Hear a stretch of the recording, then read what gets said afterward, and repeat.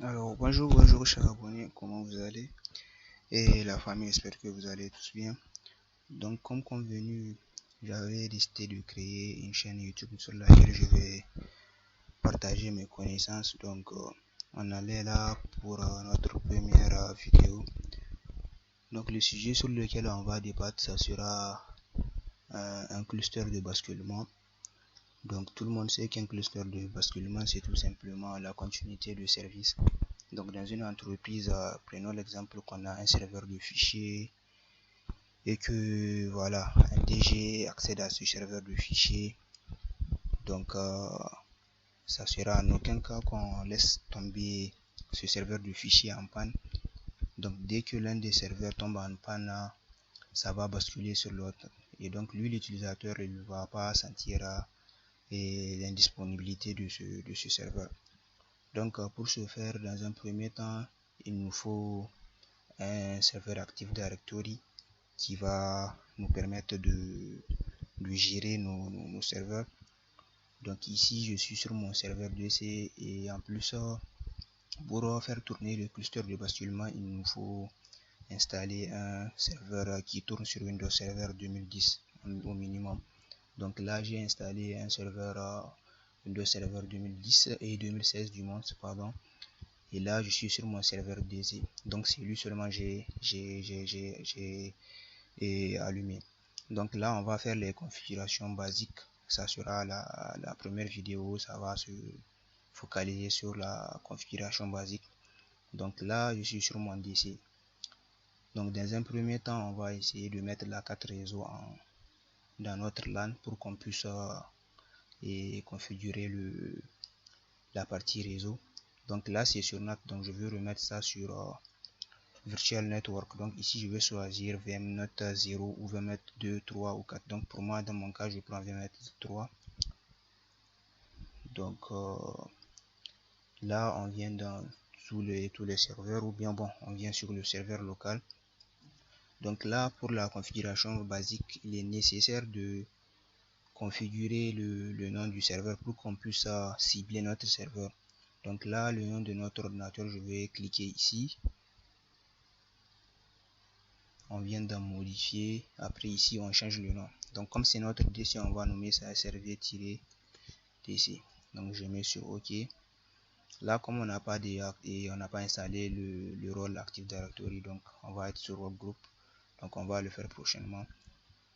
Donc là, on dit de redémarrer, mais je vais dire redémarrer parce que j'ai pas fini les configurations. On vient là sur Ethernet 0. Comme c'est sur nos connectés, donc on va configurer l'adresse IP de notre serveur, puisque là sur un serveur il est très capital de mettre ça en mode statique, donc de ne pas laisser le serveur en mode DHCP, puisque il y a une durée de bail où le serveur va changer va changer d'adresse IP, et là c'est pas normal. Un serveur, il faut qu'il soit toujours disponible via son adresse IP. Donc là on va mettre ça en mode statique. Donc je viens ici, notre réseau sera 192.168.2.0. donc là je vais mettre 2.3 comme adresse IP. Donc bon, là c'est la passerelle défaut, comme on n'utilise pas un routeur, donc c'est pas capital, mais quand même on va mettre un 192.168.2.1. donc là l'adresse de notre serveur DNS, si on veut, on va mettre l'adresse de boucle locale qui est la 127.0.0.1, ou bien on met l'adresse de notre serveur en tant que tel, donc le 192.168.2.3. Donc dans mon cas, j'ai mis ça ici. Si on veut, on peut mettre l'adresse du serveur Google, le 8.8.8, ou bien on laisse ça comme on n'a pas besoin d'aller sur Internet. Donc là, c'est notre adressage IP sur notre machine DC. Donc je mets sur OK, OK, OK. Donc je quitte. Dès qu'on réactualise, normalement ici on va voir l'adresse IP de notre serveur qui est là. Donc pour l'IPv6, si on veut, on peut désactiver ça pour que déjà on n'utilise pas le service IPv6. Ou bien c'est pas un problème de laisser ça comme ça. Donc ici pour le, bureau à distance, il est nécessaire d'activer ça puisque si on est dans un environnement de production et on aura besoin d'accéder à notre serveur à distance, donc il est nécessaire d'autoriser l'accès à notre serveur à distance. Donc là, on a fini les configurations basiques. Donc on va redémarrer notre machine pour que le nom qu'on a configuré puisse prendre en compte. Et après, on va installer le rôle Active Directory. Donc je vous reviens après, je vais mettre une pause et après on revient. Donc notre serveur a bien redémarré. Donc là, si on vient d'un serveur local, on va voir que le nom de notre serveur est bien bel et bien srv-dc. Donc maintenant, ce qu'il y a à faire, c'est d'installer le rôle Active Directory qui va nous permettre une gestion centralisée de notre infrastructure. Donc là, on vient dans gérer, on fait ajouter des rôles et plats, on a l'adresse de notre serveur qui est là, serveur-dc le nom et donc c'est le serveur sur lequel on va installer le rôle. Donc on clique sur suivant. Là on a tous les rôles qui sont là. Donc il suffit de cocher le rôle pour que le rôle puisse être installé sur le serveur. Donc là on va installer le rôle service ADDS, donc Active Directory Domain Services. Donc on clique sur ça, on coche la case. Donc là c'est tous les modules qu'il va nous installer une fois qu'on installe le service. Et donc là il y a un truc à connaître, c'est-à-dire notre service Active Directory, il va venir avec son DNS intégré. Donc là pas besoin de cliquer sur serveur DNS pour l'installer, puisque là le serveur DNS, c'est quoi son utilité? Il va nous permettre de faire la résolution du nom, c'est-à-dire au lieu d'enregistrer, bon, c'est-à-dire au lieu de comment dirais-je, au lieu de bûcher le nom d'un serveur, donc à travers le serveur DNS, on pourra faire un mappage, c'est-à-dire la résolution du nom en adresse IP. Donc au lieu de taper le nom d'un serveur web 192.168.2.1, non, on mappe ça pour que ça devienne un nom, puisque le nom il est facilement, comment dirais-je, à enregistrer. Donc là, le serveur Active Directory, il vient avec son DNS intégré. Donc on clique sur suivant. Là, c'est les rôles. Donc on n'a pas un rôle à installer. On clique sur suivant. Donc là, c'est l'assistant qui nous dit les services de domaine Active Directory stockent des informations sur les utilisateurs, les ordinateurs et les périphériques sur le réseau. Donc c'est un bref résumé de l'Active Directory. Donc on clique sur suivant. Là, on demande si on veut redémarrer automatiquement le serveur une fois et le rôle actif est installé. Donc ça, on n'a pas besoin de mettre ça. Et là, exporter les paramètres de configuration.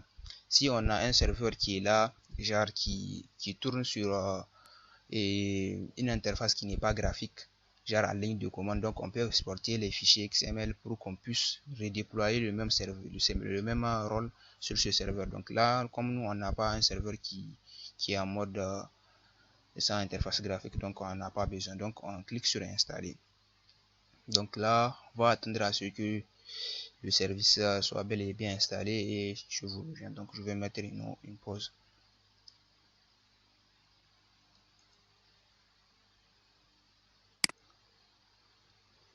Donc là, notre rôle Active Directory est bel et bien installé. Donc on ferme. Donc là, on voit déjà que le serveur ADDS est installé.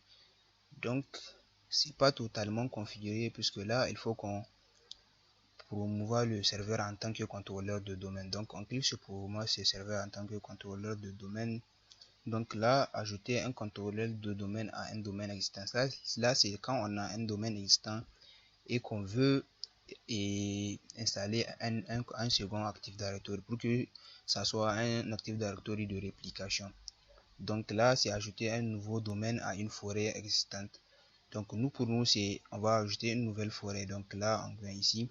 Donc là, on met le nom de notre domaine. Donc on va choisir un domaine quelconque. Donc on va prendre,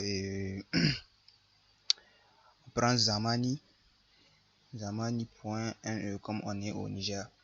Donc là, on clique sur suivant, on attend à ce que le serveur puisse tout prendre en charge. Donc ici, on voit le niveau fonctionnel de notre serveur. Donc c'est un serveur qui tourne sur Windows Server 2016.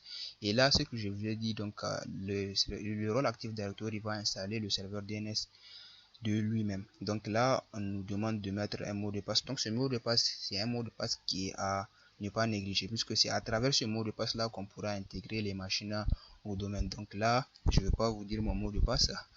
Donc je vais configurer le mot de passe.